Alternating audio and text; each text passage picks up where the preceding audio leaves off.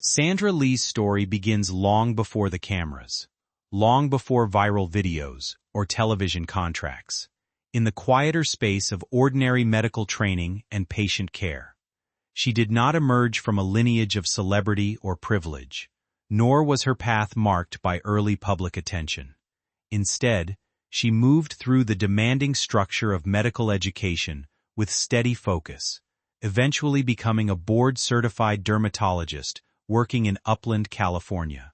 Her early career was defined not by spectacle but by repetition, consultations, diagnoses, procedures, and the slow accumulation of trust with patients who came to her with conditions that were often physically uncomfortable and emotionally heavy. Dermatology, more than many specialties, requires an ability to see what others might avoid looking at. For Sandra, that requirement did not repel her. It sharpened her attention. Skin conditions carry visibility, and with that visibility often comes shame. She learned early that treating skin meant treating identity in a very direct way. Long before any public platform existed, she was already practicing a kind of medicine rooted in empathy, explanation, and presence. Her work was not yet a brand or a narrative.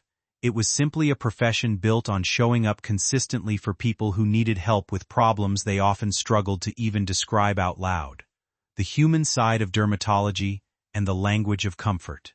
Within her clinical practice, Sandra Lee developed a communication style that distinguished her from many peers. Dermatology often sits at the uncomfortable intersection of medicine and appearance, where patients arrive carrying not only physical symptoms but emotional burdens, shaped by embarrassment or long-standing insecurity. She had a way of speaking that softened that tension without minimizing the medical seriousness of what she was treating. Her consultations were marked by clarity rather than clinical distance, and by a tone that made patients feel seen rather than evaluated. Over time, this approach became central to her identity as a physician. It was not simply about diagnosing cysts, lipomas, or acne. It was about understanding how deeply these conditions could affect a person's confidence and daily behavior. Patients often avoided mirrors, social situations, or even medical visits because of shame. Sandra recognized that avoidance not as resistance, but as vulnerability. This understanding became the foundation of her practice long before she ever considered public exposure. At this stage of her life, there was no audience beyond her clinic walls, yet the qualities that would later define her public persona, calm explanation, emotional steadiness, and comfort with the uncomfortable, were already fully formed in the private rhythm of her medical work. A camera, a curiosity, and the absence of strategy. The shift toward public visibility did not begin as a calculated career move. It began with curiosity and a simple willingness to experiment with emerging digital platforms. As social media and online video began reshaping how people shared information, Sandra Lee saw an opportunity not for branding, but for education. She started recording her dermatological procedures with minimal production value and without the polished framing that would later define medical media content. There was no elaborate strategy guiding these early recordings, no marketing team refining her message. Instead, there was an instinct that patients, and perhaps a wider audience, might benefit from seeing what dermatology actually looked like in practice. The decision to film procedures was, in its simplest form, an extension of her teaching mindset. What surprised her was not that people watched, but how they watched. Viewers did not turn away from the procedures that many assumed would be difficult to observe. Instead, they leaned in with fascination, curiosity, and in many cases, emotional relief. The response suggested that something deeper was happening than entertainment. People were engaging with discomfort in a new way, mediated through her calm presence and clear explanations. What began as an experiment in visibility quickly evolved into something far larger than she had anticipated, when virality becomes a mirror instead of a spotlight. As her videos spread across platforms, Sandra Lee became part of an unexpected cultural phenomenon. Audiences grew rapidly, drawn not only to the medical procedures themselves, but to the way she conducted them, There was a steady, reassuring quality in her approach that contrasted sharply with the sensationalism often associated with online content. Viewers described a strange combination of fascination and calm, as if watching her work allowed them to process discomfort without fear. The internet amplified this effect, turning individual videos into widely shared moments across countries and languages. Yet virality, once achieved, changes the relationship between creator and audience in subtle ways. Sandra was no longer simply documenting her work. She was now being perceived through it. Her professional identity began expanding beyond the clinic, shaped by millions of viewers who had never met her but felt they understood her through her presence on screen. Television expansion and the weight of visibility. The transition from digital platforms to television marked a new phase in Sandra Lee's public life. When TLC launched her show, it formalized what had already been unfolding online. Her medical practice had become a form of widely consumed media. The series brought structure, production teams, and narrative framing to work she had previously shared in a more direct form. Yet the core appeal remained unchanged. Viewers tuned in not for spectacle alone, but for the emotional arc of patients confronting long-held insecurities and emerging with visible relief. The show balanced medical detail with human transformation, creating a format that resonated across demographics. For Sandra, this expansion meant navigating a new level of visibility while maintaining the authenticity that had made her content compelling in the first place. Television introduced expectations, schedules, and a broader public identity that extended beyond her clinic. Still, she maintained a steady presence that anchored the series. Her role was not to dramatize outcomes but to guide viewers through them with clarity. A private partnership behind a public career. While her professional life expanded dramatically, Sandra Lee's personal life was rooted in a long-term partnership with fellow dermatologist Jeffrey Rebish. Their marriage, spanning decades, was also a professional collaboration in the early years of their careers. Together, they built a medical practice and navigated the complexities of shared work and family life. Over time, however, their paths diverged in terms of public visibility.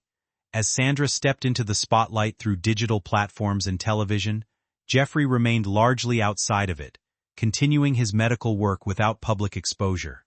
This dynamic required an ongoing balance between shared history and differing roles. For many years, the arrangement appeared stable, grounded in mutual respect and an understanding of separate but interconnected lives. Yet such arrangements are rarely static. As public attention intensified around Sandra's career, the contrast between private and public existence became more pronounced. The demands of fame do not remain confined to the individual. They extend into relationships, routines, and expectations. While much of their personal life remained private, observers noted changes over time that suggested evolving circumstances. What remained consistent was the absence of public spectacle around their relationship, reflecting a preference for privacy even amid widespread public interest. Illness, mortality, and the reordering of priorities. In 2019, Sandra Lee's life took an unexpected turn with a breast cancer diagnosis. Rather than allowing the news to circulate without context, she chose to share it publicly on her own terms.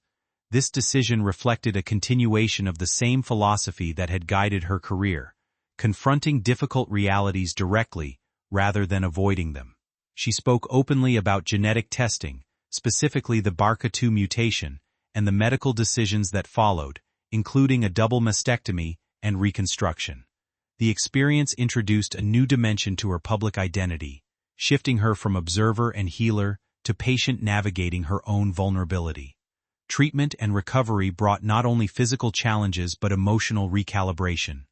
Illness has a way of altering perception of time, reshaping priorities in ways that are difficult to fully articulate. For Sandra, this period added depth to her understanding of the patients she had treated for years. It also strengthened the connection between her personal and professional narratives, fame, fatigue, and the quiet complexity of continuity. As her career continued alongside recovery, Sandra Lee found herself managing multiple overlapping demands. She remained active in her television work, continued her medical practice, and sustained a public presence that required ongoing engagement. At the same time, she was navigating the long-term effects of a serious illness and the emotional weight that accompanies it. Fame, often perceived as glamorous from the outside, carries a persistent demand for availability. It requires consistent energy, even during periods when personal reserves may be limited. For someone who had built her identity on transparency and accessibility, this created a complex balance between openness and self-preservation. Over time, she began adjusting how much of her inner life she shared publicly. This shift was not abrupt but gradual, reflecting an evolving understanding of boundaries. The more visible her career became, the more intentional she grew about what remained private. This tension between public expectation and personal space is a common feature of long-term visibility, but in her case, it was shaped by a medical career that already demanded emotional labor. The result was a layered existence in which professional continuity coexisted with increasingly careful personal boundaries, midlife reflection, and the question of identity beyond work. By her early 50s, Sandra Lee's life had reached a point of significant accumulation: professional success, public recognition, personal health challenges, and shifting relational dynamics. Each of these elements carried its own weight, but together they created a complex internal landscape. Midlife, for many people, introduces questions that are less about achievement and more about alignment. For someone with a highly visible career, those questions become even more pronounced. What remains of identity when external roles are set aside, even temporarily? For Sandra, this was not a question of abandoning her work, but of understanding its relationship to the self beyond performance or duty. Her continued presence on screen and in clinics suggested not withdrawal, but refinement.